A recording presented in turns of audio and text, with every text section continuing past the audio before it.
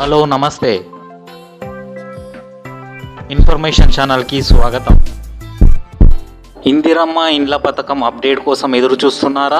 ఇండ్ల నిర్మాణం ఎక్కడి వరకు వచ్చిందో, కొత్తగా ఏం జరుగుతుందో పూర్తి వివరాలు ఈ వీడియోలో చూద్దాం. ఇందిరమ్మ ఇండ్ల నిర్మాణాలను వేగవంతం చేసేందుకు రాష్ట్ర ప్రభుత్వం ప్రత్యేక చర్యలు తీసుకుంటుంది. ప్రభుత్వం ఎంచుకున్న కొన్ని పైలట్ గ్రామాల్లో నిర్మాణాలు ప్రారంభమయ్యాయి. ఆ గ్రామాల్లో ఇప్పటికే బేస్మెంట్ స్థాయి నిర్మాణాలు పూర్తయిన లబ్ధిదారులకు బిల్లులు చెల్లించబడ్డాయి. ప్రస్తుతం మిగతా గ్రామాల్లో లబ్ధిదారుల తుది జాబితా సేకరణ ప్రక్రియ జరుగుతోంది. అన్ని జిల్లాల యంత్రాంగం ఈ ఎంపికను క్షేత్రస్థాయిలో పరిశీలించి ఈ నెలాఖరులో పూర్తి చేయాలని లక్ష్యంగా పనిచేస్తుంది. దరఖాస్తుదారులకు ప్రస్తుతం ఇంటి స్థలం ఉందా లేదా, ఉంటే అక్కడే నివసిస్తున్నారా, వ్యవసాయ భూమి ఉందా, ఇంకా ఇతర విషయాలను అధికారులు పరిశీలిస్తున్నారు. మే 2వ తేదీలోపు మండలాల వారీగా తుది జాబితాను సిద్ధం చేసి నియోజకవర్గ ఇన్ఛార్జ్ మంత్రి ఆమోదానికి పంపనున్నారు. ఇక్కడ మరొక ముఖ్యమైన విషయం ఏమిటంటే, ఇంటిని కట్టేటప్పుడు సైజు తప్పనిసరిగా 400 నుండి 600 చదరపు అడుగుల మధ్యలో ఉండాలి. దీనికి తేడా వస్తే ఆన్లైన్ లో ఎంట్రీ ఉండదు, బిల్లు ఆగిపోతుంది. ఇంకా ఇంటి నిర్మాణంలో ప్రతి దశను ఫోటో తీయడం, జియో ట్యాగ్ చేయడం తప్పనిసరి. జియో ట్యాగ్ అయిన తర్వాతే ఆన్లైన్ లో డేటా ఎంటర్ చేస్తారు, అప్పుడే బిల్లులు విడుదలవుతాయి.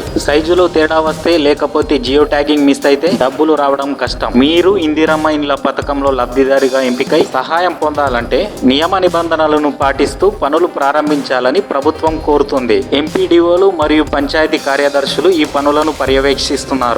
ఈ సమాచారం మీకు ఉపయోగపడితే వీడియోను లైక్ చేసి మరిన్ని అప్డేట్స్ కోసం ఇన్ఫర్మేషన్ ఛానల్ని సబ్స్క్రైబ్ చేయండి. బెల్ ఐకాన్ని ఆన్ చేయడం మర్చిపోవద్దు.